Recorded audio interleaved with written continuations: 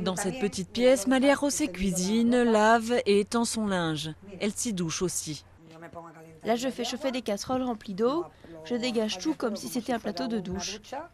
Ici, on fait tout. Depuis cet été, cette Espagnole de 53 ans vit dans cette ancienne boutique de 30 mètres carrés avec son fils handicapé et sa fille au chômage. Une solution d'urgence car elle ne parvenait plus à rembourser son emprunt immobilier et a fini par être expulsée de son appartement. Depuis, c'est système D, une voisine leur prête ce local et la nuit, ils dorment tous les trois côte à côte dans cette même pièce. María José ne travaille pas car elle doit s'occuper de son fils. Son allocation handicapée et la pension alimentaire versée par le père des deux enfants sont ses seuls revenus, soit 1 000 € en tout et pour tout par mois. On vit comme on peut. On ne peut pas dire qu'on vive très bien, mais on fait ce qu'on peut pour y arriver. J'aimerais ne plus être ici demain, que tout puisse s'arranger.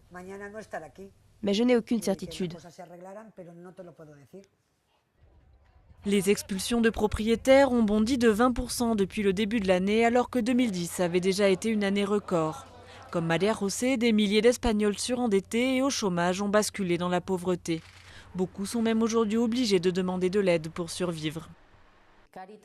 Caritas a constaté une très nette augmentation des demandes dans son réseau d'accueil à travers nos 5000 antennes paroissiales. En 2007, nous avions reçu 400 000 personnes et en 2010, ce chiffre est passé à presque 1 million. 950 000 personnes ont demandé de l'aide, surtout alimentaire, d'orientation professionnelle ou pour le logement. Le chômage ne cesse de progresser en Espagne où l'on frôle désormais les 5 millions de chômeurs. Le Parti socialiste et le Parti populaire ont fait de la bataille pour l'emploi leur priorité en cas de victoire lors des élections législatives du 20 novembre.